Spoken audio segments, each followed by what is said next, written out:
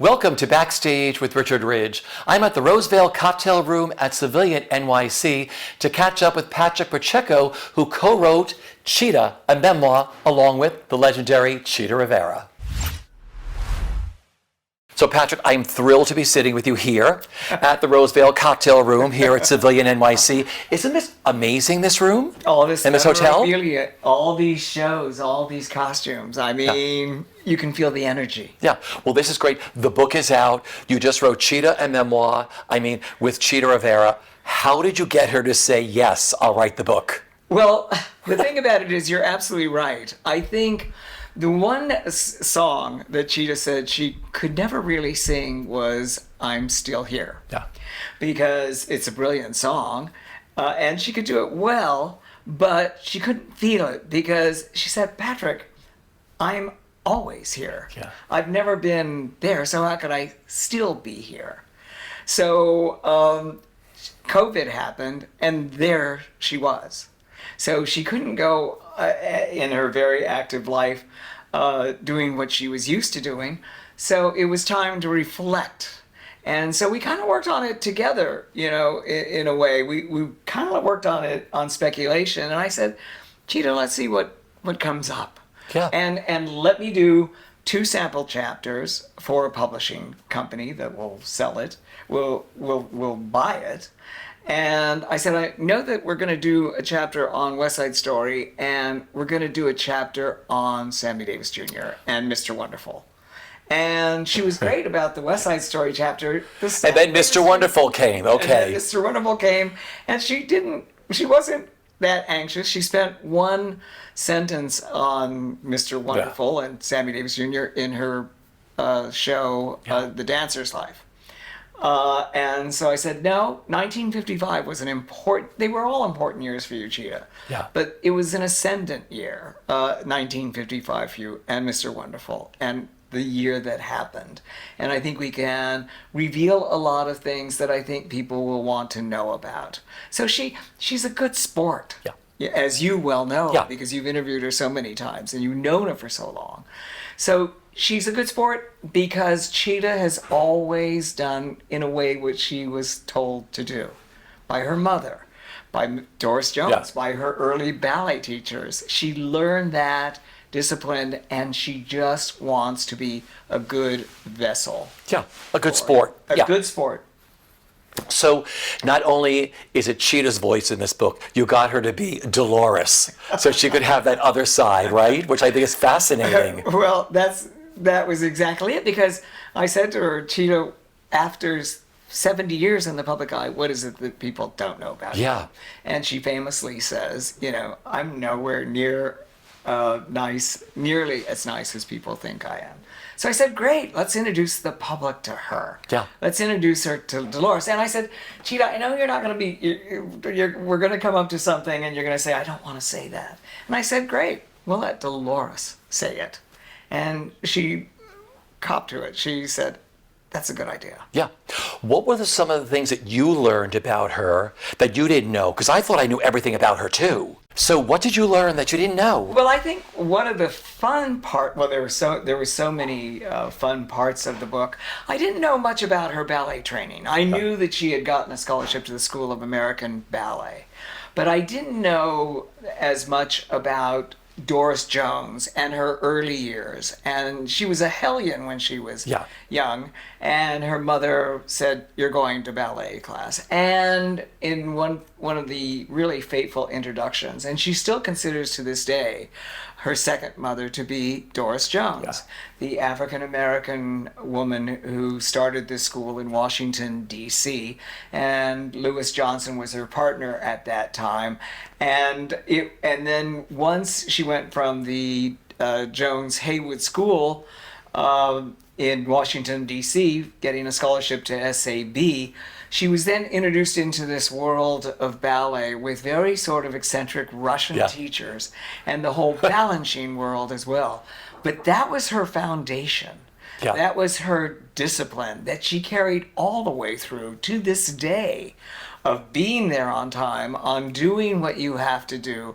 And it would come up in various times, not only in her career, but when she had a leg shattering accident, the way she got through it, and she told me this, was that she could hear Doris Jones in her head saying, Chita, you can get through this. Yeah. Chita, you'll dance again. And she did. So I love that. I think one of the greatest bits of advice that Doris Jones gave her was the day of that audition, which was, Chita, stay in your lane. Absolutely. And that's something I've lived by, that she told me many, many years ago, that I live by. Just stay in your lane. Because everybody else is taken, so be yourself. Yeah. How proud are you of the book? Oh, gosh. I think I'm proudest that she's proud of the book. I think that's it. I think, I've got to tell you that every time I wrote a chapter, we would talk for hours and hours and hours, and there was this voluminous amount of material that I'd get from her, and then I spent hundreds and hundreds of hours at the Library of Performing Arts. There are 100 boxes of memorabilia of Fred Ebb at the Library of Performing Arts, and I've gone through all of them, and that would prompt her memory about certain things. So I would have this mountain of material, and then, as you well know, you fight it. You know, it's the tyranny of the blank page. Where do you start? So I had a lot of sleepless nights about, you know, just in my head, what makes it immediate? What grabs it? What is this chapter about in her life? Then I would do a draft, and then I would send it to her, and then, trembling, I would call her, and I would just wait to hear, okay, Chita, we'll read this through. It was always a fascinating experience to hear her voice reading the chapter that I had just written for her. And we had a lot of laughs. And actually, she's so supportive that out of 120,000 words, she probably changed 20 or 30, maybe 50, if that. And so oftentimes we would laugh a lot while she was reading it. But there were also times, because there are a lot of ghosts in this book. There are a lot of people that were dear to her, very dear to her, that she lost. Even during the whole HIV/AIDS epidemic, she would talk about the prayers and the pictures that she would have on her refrigerator years after they had passed. And those were moments when we just had to stop and both collect ourselves. Yeah. What do you hope audiences take away from this book? Well, I know what she would want, what I would want is what she would want. And that is that if you want a life in the theater, be disciplined, be rigid, give 100%. You're not going to get anywhere if you give anything less than 100%. Know that you're there to support others. It's not about you. If Dolores ever reared her head, and believe me, it did. Watch out if she did, right? And she would rear her head if she thought in the company there was somebody that was out for themselves and not for the company. Then, yes, you're right. Watch out, because Dolores will rip you anew, so to speak. No, but she was always, like I said, it's about the company. She was always a dancer, a gypsy. She was always a company member. She led the ship, of course, but she was always she treated everybody the same, which I think is wonderful, because it's the collection of everybody connected to a show. And as long as everyone's doing 100%, it should be 100%. Absolutely. You asked me something earlier about what I was surprised, and I was surprised all the time. But I was surprised that she never considered herself a star until she was 60 and had won her second Tony Award. And Freddie Ebb had always said to her, Chita, you have to act like a star if you want to be treated like a star. And it says in the book, I wasn't that interested in being a star. And so she felt that sometime, I guess I am a star. But this was at 60. And as it says, it's one of the most fascinating chapters in the book about Kiss the Spider Woman, where, like The Visit, she wasn't the first choice. And it was just, she believed in fate, she believed in destiny, and she could wait. And the role would come around to her. There's even a point where in Kiss of the Spider Woman they were looking for somebody to replace what had been done at the tryout, which was not successful, and to move on. They were thinking of everybody but Chita. Yeah. And so she says in the book, so who has a charismatic presence that can sing and dance and is Latin? And Chita says, I've got just the person. And she takes the entire creative team down to see Donna Murphy in Song of Singapore. That's right.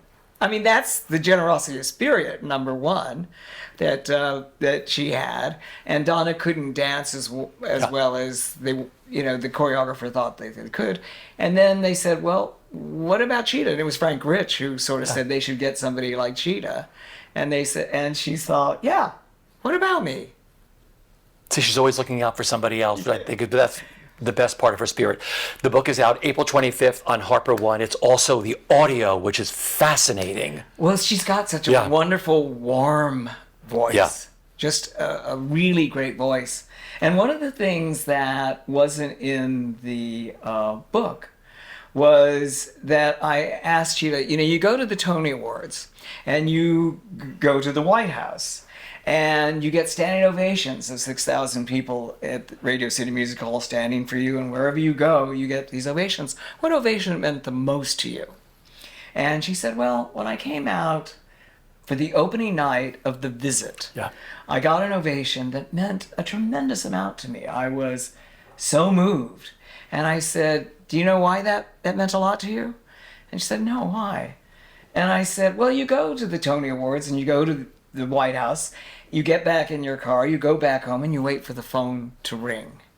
And you knew that when the ovation died down on opening night of The Visit, you would go to work. And you would show them what you had been accumulating over 60 years of experience, 65 years of experience. And you knew that you would have a job the next night, and the next night, and the next night. I said, it's never been awards for you, and it's never been about ovations for you, Cheat. Yeah. It's been about the work. I love it. It's one of the best biographies. Like I said, the two of you working together. It's one voice. It's her voice.